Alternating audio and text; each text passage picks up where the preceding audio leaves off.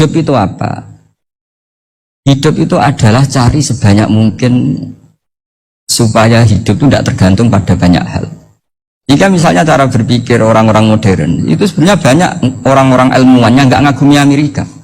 Bukan karena angkuh, enggak. Untuk mempertahankan kebesaran negara sebesar itu, kebutuhan listriknya besar, kebutuhan tentaranya besar, kebutuhan apa. Sementara negara kayak Venezuela atau Swiss, kebutuhannya ada banyak. Pertanyaannya, yang tergantung dengan banyak hal sama yang tidak tergantung banyak hal, itu pinter mana? Kalau dibalik pertanyaannya gitu, negara-negara maju itu tidak keren kalau dibalik pertanyaannya. Orang yang untuk mempertahankan eksistensinya banyak, butuh banyak hal, dengan yang tidak butuh banyak hal, itu pinter mana? Orang yang bahagianya nunggu jadi dokter, nunggu jadi kiai besar, kiai viral, dengan orang yang bahagia cukup dengan ngopi, itu pinter mana? Tapi kalau dibalik pertanyaannya, orang yang taunya nikmat hanya kopi, dengan nikmat yang banyak, pinter mana? Makanya Mbah Mun tuh kalau guyon itu lucu. Aku ikut saake ambek wong desa sing mlebu swarga. Saya dulu gak mlebu swarga kok disakeni. Akhirnya beliau memberi penjelasan. Wong desa iku roe pakanan enak iku mau kopi mbek uduk. Lah swarga iku mau nuruti sing dikarepno. Akhirnya wis mau mangan wis ngopi, nguduk, ngopi ora roh pakanan liyane ku ora roh. Nasi mandi ya ora roh, pizza ya ora roh apa-apa. Jadi pikiran kita bahwa orang yang banyak kebutuhan itu sebetulnya banyak kebodohannya karena menggantungkan kebahagiaannya dengan banyak hal. Makanya Imam Syafi'i ngendikan istighna itu apa? Al istighna anis sya'labi. Yang dikatakan kecukupan adalah berusaha sebanyak mungkin banyak hal tidak kamu butuhkan. Bukan memenuhi semua kebutuhan kamu karena nafsu kamu ini tidak ada batasnya gitu. Kalau kamu penuhin nggak akan selesai. Itu ada perempuan yang kurang cantik itu minta doa saya, Gus doain suami saya kaya, terus tak guyonin, terus gak minta. Kalau suami kamu kaya, yang pertama dirubah itu apa? Rumah supaya rumah saya bagus. Kedua apa? Mobil supaya mobil saya bagus. Nanti yang dievaluasi itu kamu. Mobil bagus, Alphard, rumah mewah, istrinya kamu pasti itu dievaluasi. Langsung nggak usah sudah gini aja kan. Jadi pertama yang dievaluasi itu kaya itu, coba kalau suami kaya itu yang dievaluasi pertama rumah ya, rumah ganti. Setelah itu apa? Mobil. Kira-kira berikutnya akhirnya sudah bagus nggak jadi. Nabi Ibrahim itu pernah minta umur panjang, keren umur panjang. Sama Allah nggak dijawab. Datang orang tua gitu mertamu ke Nabi Ibrahim. Terus disuguhi dikasih kurma. Apa itu? Kok kurma apa? Anggur yang sudah matang sekali. Sudah dimakan. Setelah dimakan meler keluar lagi. Dimakan lagi meler lagi. Terus Nabi Ibrahim masuk lagi ke kamar. Ya Allah, doanya tak cancel. Nanti kalau saya tua kayak itu. Jadi Allah itu gak jawab langsung tapi ngirimkan itu. Akhirnya ya Allah gak jadi. Nanti takut itu. Saya pernah ngalami jadi kiai tadi ada ibu-ibu ya gak pati cantik lah. Suaminya tuh miskin sekali. Minta doa saya supaya kaya. Bareng tak kasih pertimbangan itu udah gak usah gak jadi. Jadi itu kearifan. Tapi kearifan ini harus kita tanamkan. Saya nggak bisa membayangkan Indonesia yang besar ini. Andikan tidak ada qanaah, nerimo ing pantum. Coba sekarang ada COVID. Andikan Indonesia tuh kayak Perancis. Beberapa kali punya tamu orang yang hidup lama di Perancis, bahkan dapat istri orang Perancis. Itu dulu nggak begitu mencintai Indonesia. Tapi setelah di Perancis 2 tahun, wah Indonesia hebat. Di Perancis itu kata dia kalau cerita, semua kebutuhan masyarakat itu dibebankan ke negara. Apa saja minta negara, apa saja nyoal negara. Sementara Indonesia, coba kalau Indonesia mengalami seperti ini kok tidak ada qanaah rimo ing pantum, bisa kias Indonesia. Orang miskin nyalahkan negara, kelaparan nyalahkan negara, apa saja. Ini barokahnya dididik kiai, jogeman nyalahno wong liya. Urip romo ing pantum, diame. Sampai gak ngerti kalau COVID. Banyak tuh orang-orang kampung itu, orang lugu-lugu itu. Mbah niki saking COVID, salam ning COVID, muga-muga umure panjang. Dikira COVID itu nama orang yang ahli sosial itu. Mbah niki dana saking COVID, Matur nuwun sampekno salamku muga-muga umur panjang. Bingung kan yang nganterin ini. Ini gimana yang mau menjelaskan? Memang nggak paham. Ribet kan. Tapi saya pastikan bahwa dengan keadaan seperti ini kita bahagia, kita stabil, itu jelas barokahnya kalimat tadi, moto tadi atau pegangan hidup tadi. Makanya disebut al-ibarat qutun li'ailatil mustami'in, bahwa redaksi atau kata-kata atau pegangan atau filosofi hidup, apalah namanya itu adalah penyemangat. Penyemangat. Karena kata-kata ini memang luar biasa. Ketika sahabat perang demi kebenaran, zaman itu ya pasti benar karena yang dibela Nabi. Dulu itu kan enak zaman Nabi, yang dibela mesti benarnya, musuhnya mesti salahnya. Jika dulu itu memang harus tegas.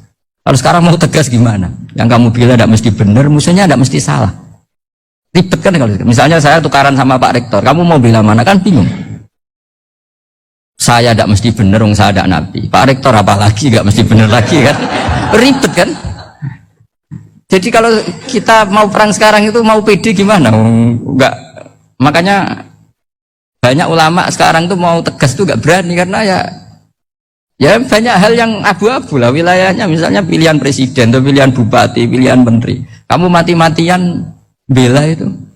Yang kamu bela ada mesti benar, musuh kamu tidak mesti salah. Misalnya pilihan bupati.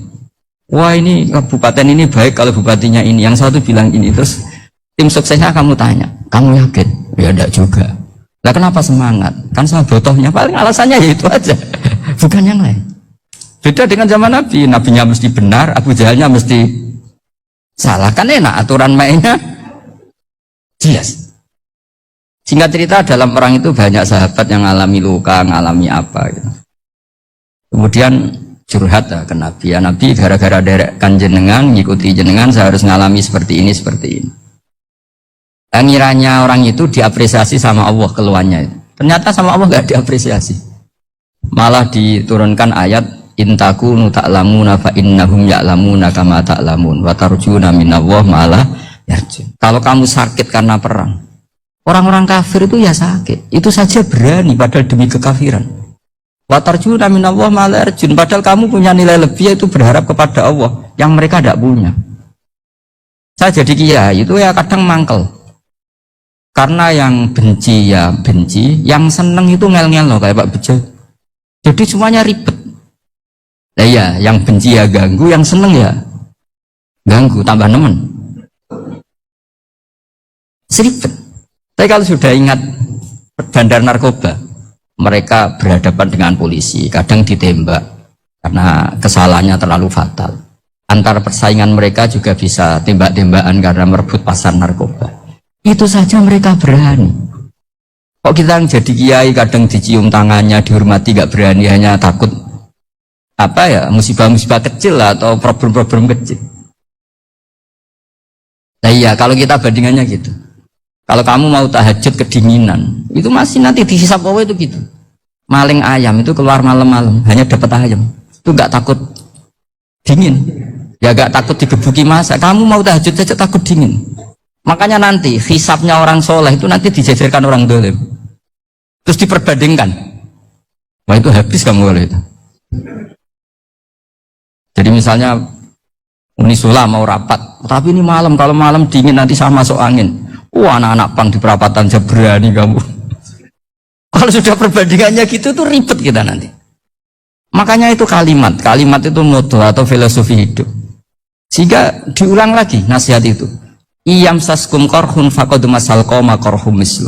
Kalau kamu kena luka, orang-orang yang nggak benar juga akan kena luka. Itu aja berani demi ketidakbenaran. Masa kamu demi kebenaran enggak berani? Akhirnya orang itu, ya itu kalimat, itu heroik. Makanya kita ini penting ya. Makanya tadi himne Unisula dimulai kalimat thayyibah. Karena kalimat ini yang menjaga kita kalimat ini. Misalnya tentang Tuhan. Kenapa orang Islam imannya kokoh seperti ini, termasuk yang sudah hidup di Amerika, di Australia, di mana-mana. Itu ya barokahnya ajaran atau barokahnya kalimah. Saya sebut kalimah saya pakai bahasa santri. Karena la ilaha illallah itu dalam tradisi santri disebut kalimatu haqqin 'alaiha nahya wa 'alaiha namut wa 'alaiha nub'ats. Ada yang riwayat wa biha nub'ats insyaallah taala minal aminin. Kenapa mereka di mana-mana meskipun sekolah di Amerika, di Australia, bahkan di Uni Soviet tetap mukmin? Itu barokahnya ajaran yang benar. Allah itu siapa? Tuhan. Tuhan itu sifat dasarnya apa? Awal. Dia harus wujud awal sebelum makhluk yang lain. Sehingga ketika ada negara yang maju, yang tertib, manajemennya tertib, masyarakatnya makmur, tapi punya Tuhan yang tidak seperti itu, tidak awal, itu sudah agak nyaman. Karena enggaklah keren Tuhan saya, karena Tuhan saya itu al-awal, zat yang pertama. Tuhan saya keren lah, zat yang enggak mati. Tuhan yang enggak mati, yang enggak pernah mengalami kematian. Sehingga tontonan atau yang dilihat kenikmatan-kenikmatan yang lain ini tidak mengubah dia pendirian tentang Tuhan. Karena mantapnya satu kalimat tadi, bahwa Tuhan itu ya harus satu, harus awal, harus tidak mati, tidak rusak, tidak mengalami apa-apa yang membahayakan. Sehingga ketika ditawarin Tuhan yang lain, meskipun menjanjikan secara finansial atau kemakmuran, mereka enggak tertarik. Itu coba, itu barokahnya makmur apa barokahnya ajaran? Barokahnya ajaran. Sering negara Islam itu kalah makmur dengan mereka, tapi barokahnya ajaran ini tetap apa? Tetap Islam. Makanya Nabi Ibrahim, Nabi yang sukses bikin wa ja'alaha kalimatam baqiyatan fi aqibi. Sehingga kita ini bekti sama orang tua misalnya, itu ya karena ajaran. Suwargamu karek wong tuamu, nak wong tuamu ridho, Allah ridho, nak ora ridho, Allah ora ridho. Ridho wa fi ridhol walidain wa sakhatu wa sukhtu wa fi sakhatil. Sehingga ketika ada orang tua yang agak brengsek gitu, anak-anak tetap hormat. Punya orang tua yang miskin, yang sudah miskin, tukang tombok nomor, banyak kan di kampung gitu, ya tetap hormat. Coba kalau dari awal kita ngajari orang tua kamu hormati ya, kalau baik, kalau tidak usah, bisa geger Indonesia. Tapi barokahnya ajaran-ajaran itu Indonesia tertib karena ada ajaran. Nah ini di sini pesantren dan Unisula semua harus berkontribusi membuat ajaran yang benar itu adalah ciri utama Islam. Sehingga Islam ini dimulai dengan ajaran kalimatu haqqin 'alaiha nahya wa 'alaiha namut. Sehingga kita tenang seperti ini. Saya ini termasuk kiai yang tenang. Meskipun kata orang banyak saya ini kiai besar, tapi termasuk kiai yang paling tenang. Termasuk yang paling tenang. Karena saya ini pakai mazhab orang-orang hebat. Saya berkali-kali cerita, orang kayak Imam Syafi'i itu orang yang luar biasa. Saya berkali-kali cerita, orang yang tadi nyium tangan kamu ya Imam Syafi'i, di belakang tuh ngerasani kamu, menghujat kamu. Jawabannya enak saja. Berarti saya alhamdulillah orang yang wibawa. Buktinya di depan saya nggak berani. Jadi enteng saja. Diceritain sebagian kampung, sebagian separuh dari warga kamu itu nggak suka kamu. Ya bagus lah nggak suka saya, nggak akan utang duit saya. Di mana-mana orang utang itu karena teman dekat. Kalau nggak seneng pasti minimal nggak utang, nggak pinjam mobil, nggak pinjam apa. Berkah mana yang seneng sama yang gede? Jadi dianggap enteng saja. Semua yang dialamin dianggap enteng saja. Misalnya punya istri pemarah, ya bagus lah marahin suami. Kalau marahin tonggo malah ribet. Jadi kamu harus terima kasih kalau dimarahin istri. Bagus lah marahin saya mah, kalau marahin tonggo ribet. Jadi enteng saja.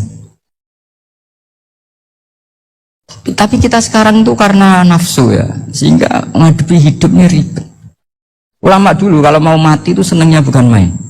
Sudah lama saya ini ingin gak maksiat. Kayaknya gak maksiat paling efektif itu mati. Ya tidak apa-apa Gusti, kalau sebaiknya mati ya mati aja.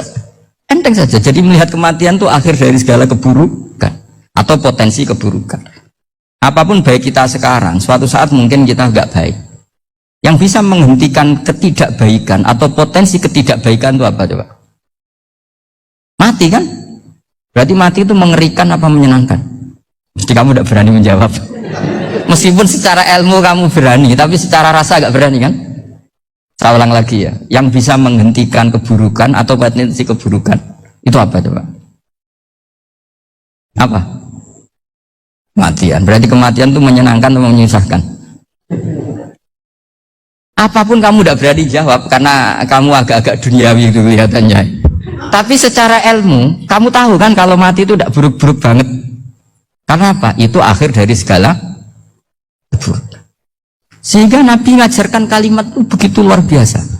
Allahumma ahyini maka natil hayatu khairan li wa tawaffani maka natil wafatu khairan li. Nabi melihat dunia itu begitu indah. Ya Allah, kalau saya ini hidup, anggap saja hidup ini ziyadatan li fi kulli khairin, menjadi modal saya menambah segala kebaikan. Jika suatu saat saya mati, anggap mawon rohatan li min kulli